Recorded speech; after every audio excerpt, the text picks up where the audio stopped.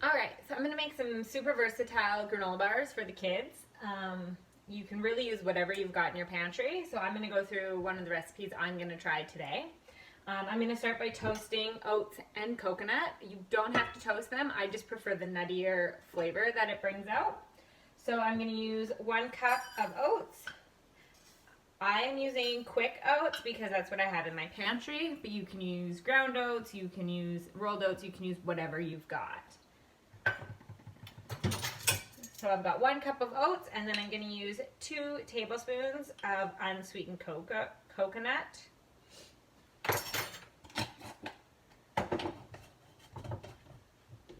And I'm just going to toast those over medium until they're fragrant and slightly browned.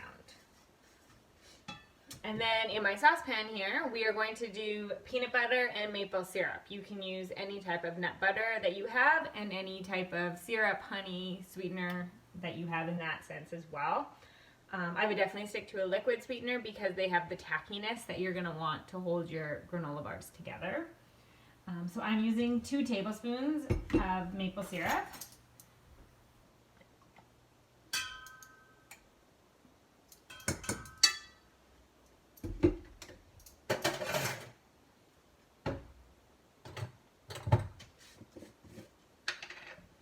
And then 1/4 of a cup peanut butter.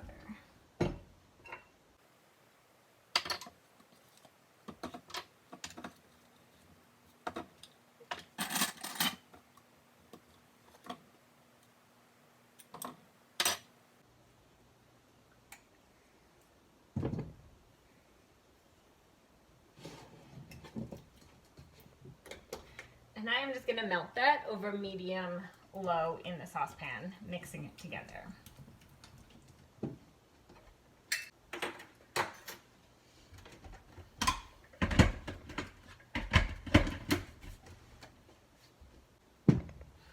Okay, and then in my food processor, I am going to use 1/2 cup of dates. I soak them in hot water to soften them.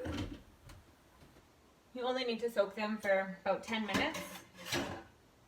And then I'm going to use 1/2 cup of chickpeas.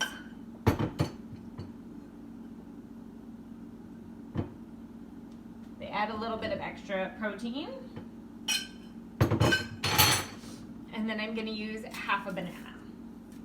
This is totally optional. My child loves bananas and it adds sweetener as well as helps bind them together.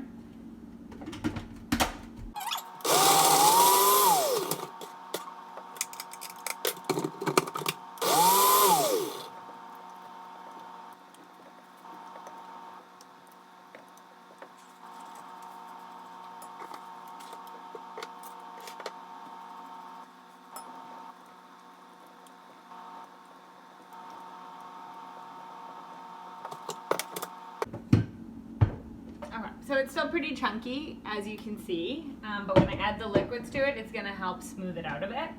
So now that my honey and peanut butter has melted together,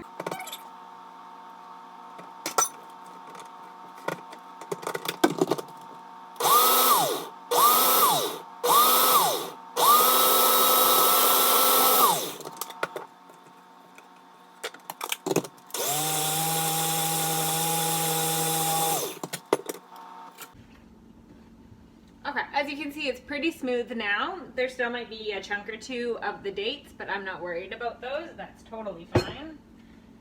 So I'm going to add that to my bowl.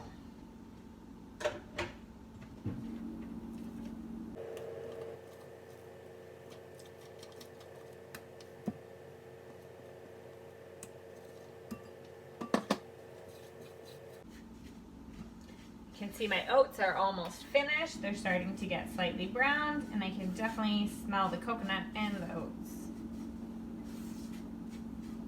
If you're using chopped nuts, you can also brown those at the same time, and that's really good as well. Okay, and then again, totally optional, I'm going to use some hemp hearts, 2 tablespoons, and then 1 tablespoon of ground flax seeds.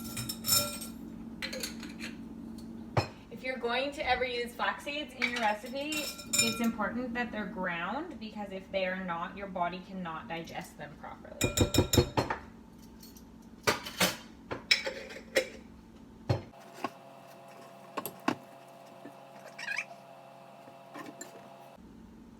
can see, they're just slightly browned in color. I'm going to pour those on top.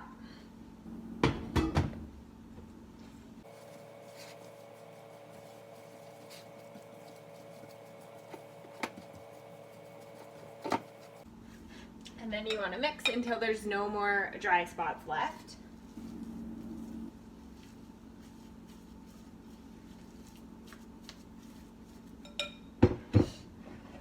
And then you're going to use a baking pan, pour it in.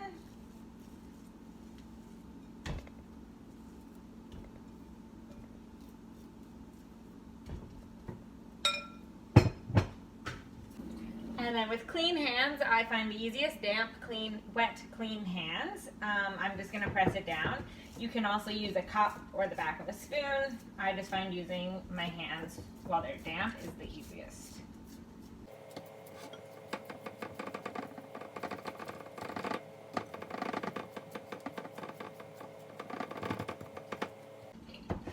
Alright, so they're all pressed in. I'm going to let these cool in the fridge for a few hours until they're firm to the touch. At this point, you could also put a chocolate sauce, melted chocolate, anything else that you want as toppings onto it, and just press them lightly into it.